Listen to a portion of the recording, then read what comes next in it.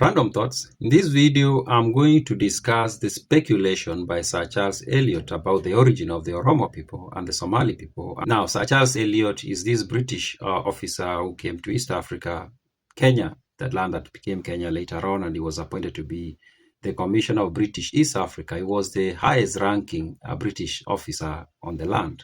And he wrote this book, which he published in 1905, a year after he had resigned from that post. He had been appointed in the year 1902. Now, Sir Charles Elliot speculates about different groups of people on the land. In a section of the book, he discusses or he speculates about the origin of the so-called Hamitic people. And here he means the Somali and the Oromo and people who are of similar kind. And he makes the argument that the Somalis and the Oromos did not or came from outside Africa. And I remember I made a video or I recorded a video about this a while back, and I discussed that theory of that the Oromo and the Somali are people who came from outside. Now, of course, there is contrary argument, and in fact, very detailed, we can say, history that these people have been around for thousands of years. They are not from outside. They are as Africans as other Africans. But here's the thing that we have to, when we read this part of Sir Charles Elliot, we have to have this context.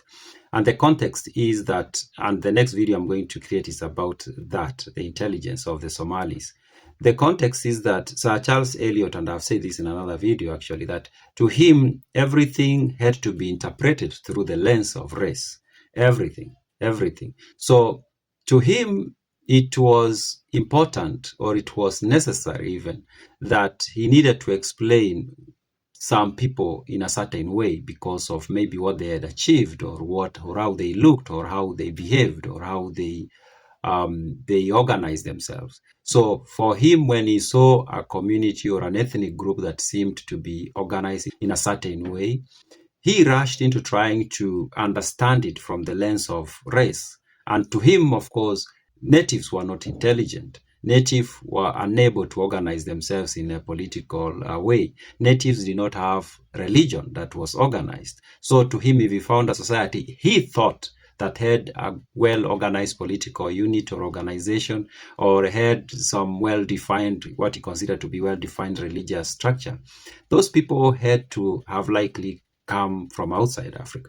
Now, before I move to that, I need to explain that these descriptions or definitions of intelligence and political organization and such things were also interpreted based on his perspective of race. Because I've said this, for example, when you read this book, he kind of like trashes the republics. He doesn't even use the word republic. He doesn't even give you the bigger picture of what it is. He just concludes that there was no political organization there.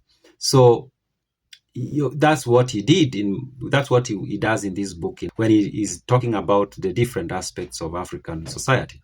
Now, let's come back to the issue of the Somali and the Oromo not being from local. Now, him using the parameter or the framework he had about what it meant to be civilized, I think he considered the Somali people to be highly civilized, and he considered them to be very intelligent. And because of that, he had to say that they came from outside. And I remember I did a video where I say that Sir Charles Elliot considered the Maasai to be the most intelligent of the natives. And somebody was like, no, but he did say that the Somalis were the most intelligent.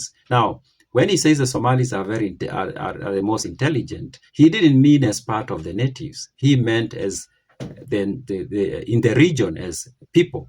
But he consider them to be very intelligent, but not native. Now, I'm going to read where he talks about them coming from elsewhere. He says, after the Arabs and the mixed breed of Swahilis, we must consider the Hamitic races, the Gala and Somalis.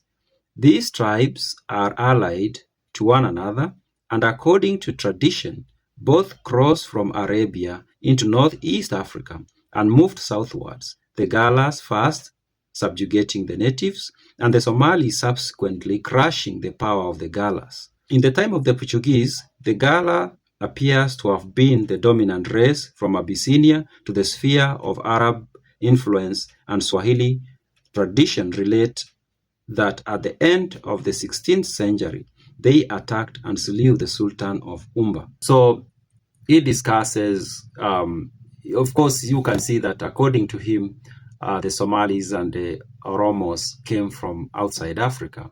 And then, of course, there is the talk of them subjugating the natives.